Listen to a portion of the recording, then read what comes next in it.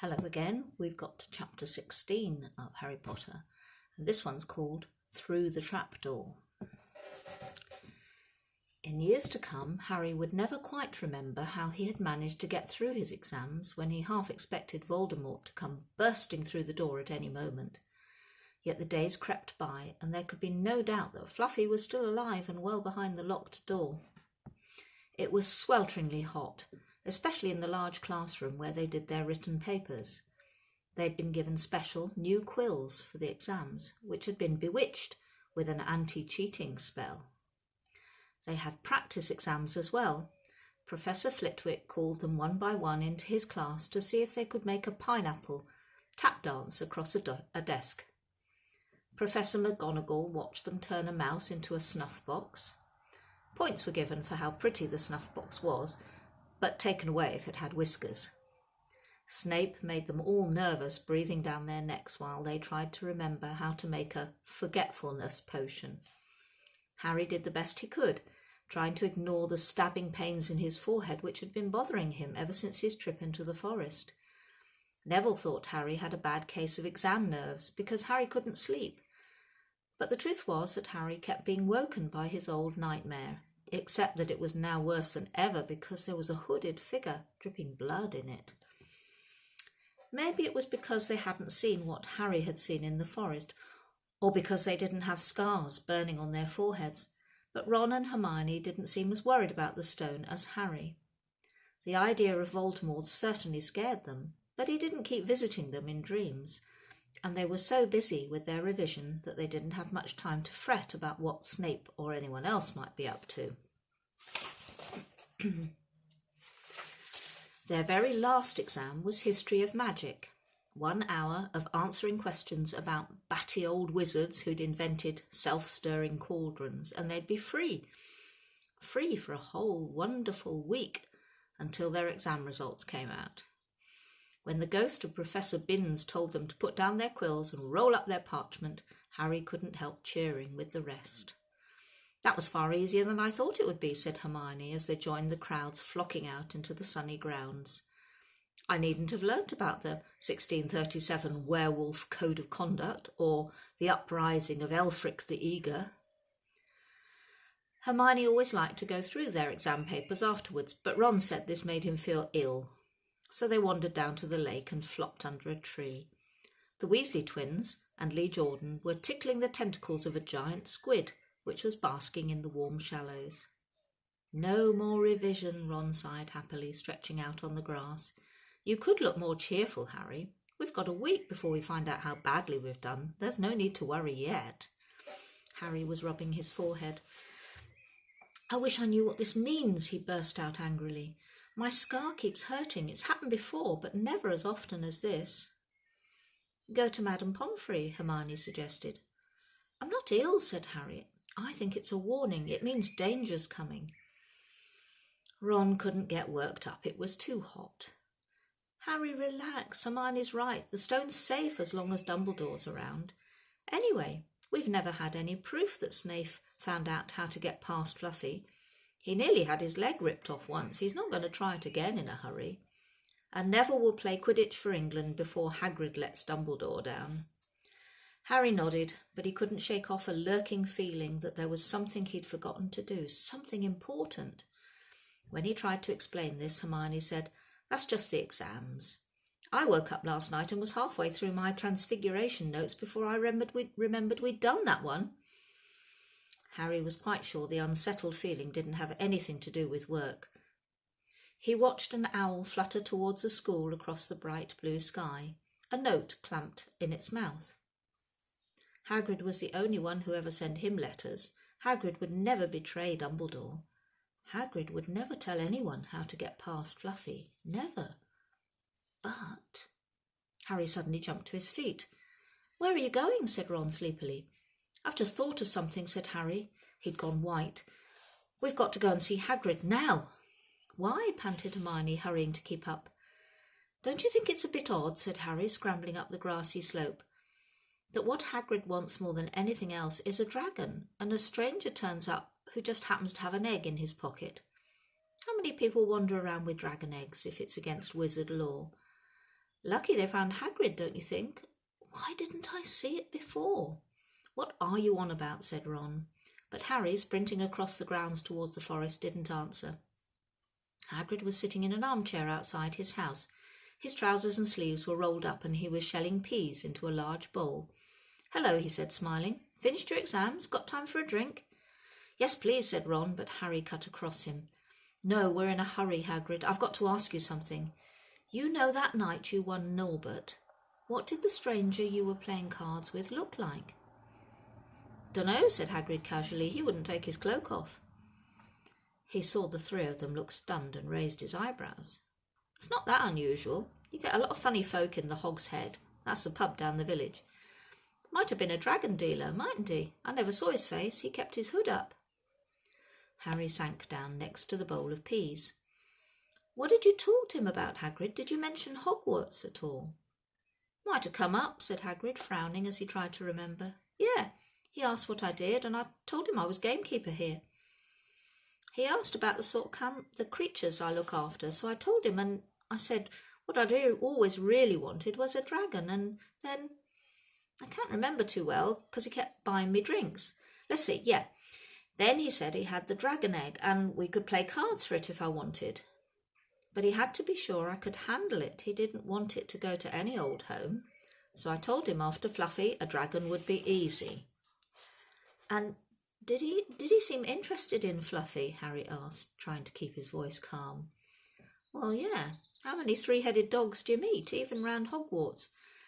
So I told him Fluffy's a piece of cake if you know how to calm him down. Just play him a bit of music and he'll go straight off to sleep.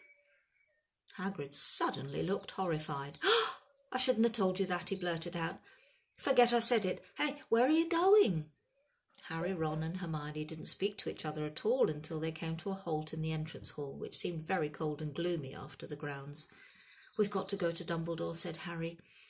Hagrid told that stranger how to get past Fluffy, and it was either Snape or Voldemort under that cloak. It must have been easy, once he'd got Hagrid drunk.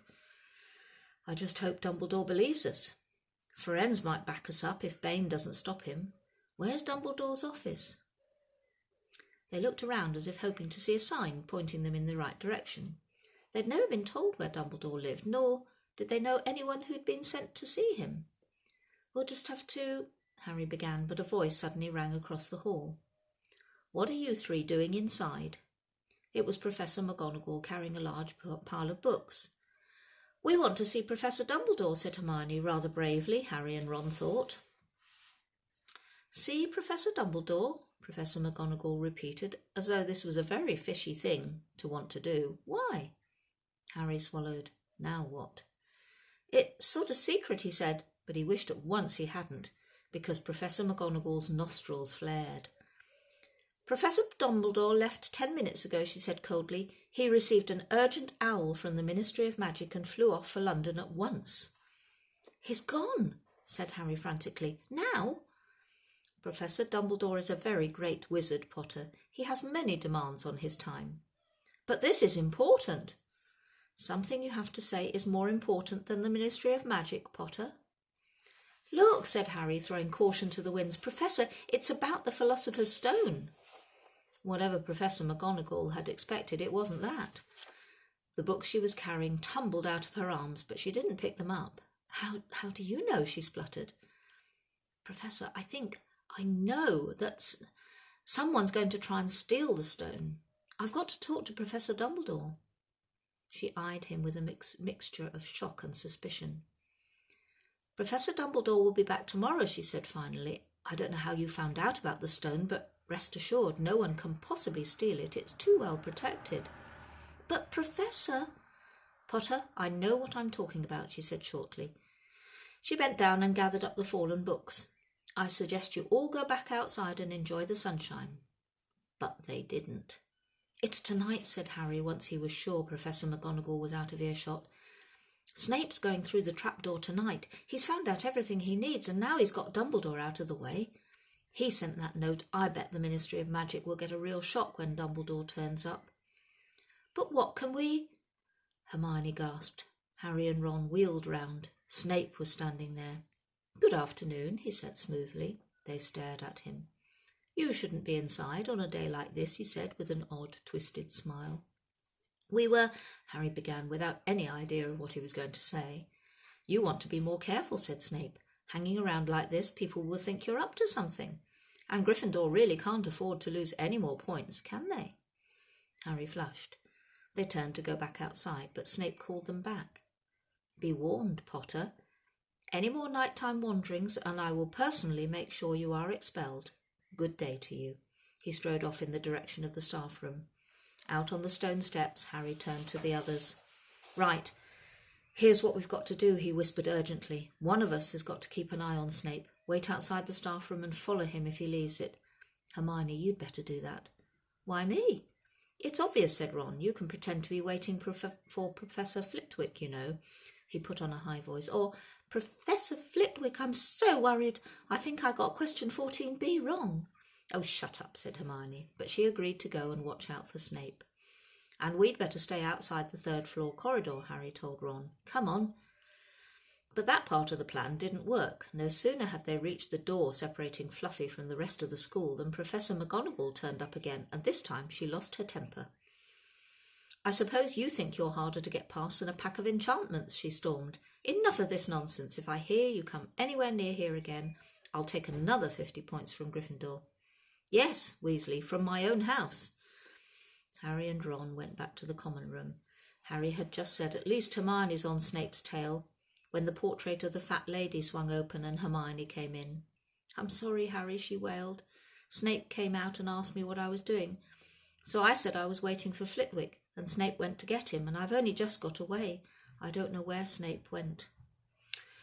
Well, that's it, isn't it, then? Harry said. The other two stared at him. He was pale and his eyes were glittering. I'm going out of here tonight and I'm going to try and get to the stone first. You're mad, said Ron. You can't, said Hermione. After what McGonagall and Snape have said, you'll be expelled. So what? Harry shouted. Don't you understand? If Snape gets hold of the stone, Voldemort's coming back. Haven't you heard what it was like when he was trying to take over? There won't be any Hogwarts to get expelled from. He'll flatten it, or turn it into a school for the dark arts. Losing points doesn't matter anymore. Can't you see? Do you think he'll leave you and your families alone if Gryffindor win the House Cup? If I get caught before I can get to the stone, well, I'll have to go back to the Dursleys and wait for Voldemort to find me there. It's only dying a bit later than I would have done, because I'm never going over to the dark side. I'm going through that trapdoor tonight, and nothing you two say is going to stop me. Voldemort killed my parents, remember? He glared at them. You're right, Harry, said Hermione in a small voice. I'll use the invisibility cloak, said Harry. It's just lucky I got it back. But will it cover all three of us? Said Ron. All three of us? Oh, come off it, you don't think we'd let you go alone? Of course not, said Hermione briskly. How do you think you'd get to the stone without us? I'd better go and look through my books. There might be something useful. But if we get caught, you two will be expelled too. Not if I can help it, said Hermione grimly. Flitwick told me in secret that I got 112% on his exam. They're not throwing me out after that. And I shall finish that part of the chapter for now and do the rest of it later on. So bye for now.